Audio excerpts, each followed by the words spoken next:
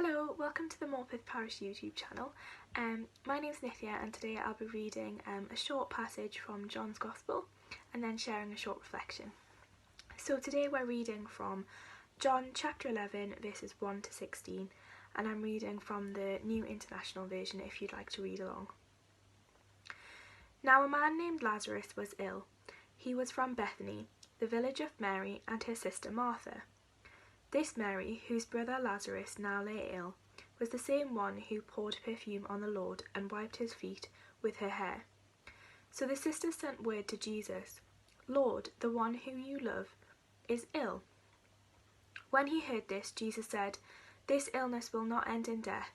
No, it is for God's glory, so that God's Son may be glorified through it." Now Jesus loved Martha and her sister, and Lazarus. So when he heard that Lazarus was ill, he stayed where he was for 2 more days. And then he said to the disciples, "Let us go back to Judea." "But Rabbi," they said, "a short while ago the Jews there tried to stone you, and yet you are going back?" Jesus answered, "Are there not 12 hours of daylight? Anyone who walks in the daytime will not stumble, for they see by this world's light. It is when a person walks by night that they stumble, for they have no light." After he said this, he went on to tell them, "Our friend Lazarus has fallen asleep, but I am going there to wake him up." His disciples replied, "Lord, if he sleeps, he will get better." Jesus has been speaking of his death, but the disciples thought he meant natural sleep. So he told them plainly, "Lazarus is dead, and for your sake I am glad I was not there, so that you may believe. But let us go to him." Then Thomas, also known as Didymus, said to the disciples, "Let us all go, that we may die with him." So the last line in that passage that I read was spoken by the disciple Thomas, also known as Saint Thomas, and he's also known as Doubting Thomas. And it's actually the festival of Saint Thomas today, so I'm going to talk a little bit more about him. I actually have kind of a bit of a soft spot for him, and the reason is that if I was to describe my faith, I think the word doubt would crop up quite a lot, so I feel like I relate to Thomas, Doubting Thomas, quite a lot. I feel like if I was to describe myself, I would definitely be more of a Thomas than Paul, for example.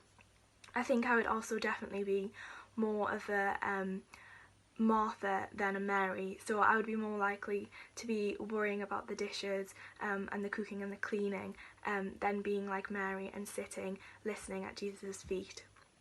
I also think I'm more likely to be like a Jonah compared to a Daniel, so I'm more likely to run away from God than to walk into a burning fire or a lion's den.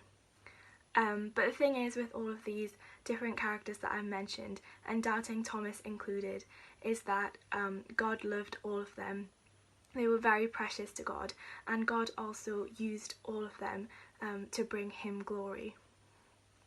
Another thing about Doubting Thomas is I think he gets a bit of a bad rap.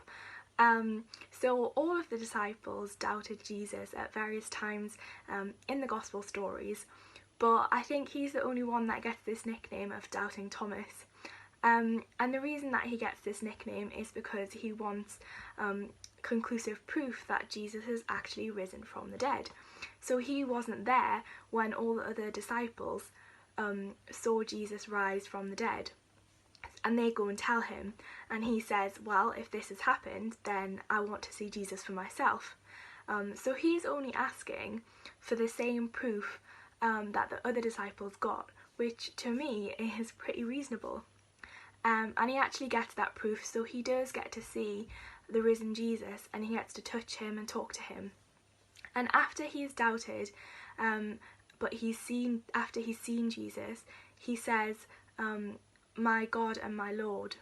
And I just think that's beautiful. It's such a beautiful phrase, and he declares this, and he declares his faith in Jesus with this phrase. And I think it kind of shows us and is an example to us that just because we doubt, it doesn't mean that we also don't have faith. In fact, I think when we do doubt, it leads us to deeper questions and leads us to wrestle with God, and that in turn leads to a deeper faith. And whenever you do doubt, I hope that you remember that Jesus said that we only needed faith the size of a mustard seed to be able to move mountains. Amen.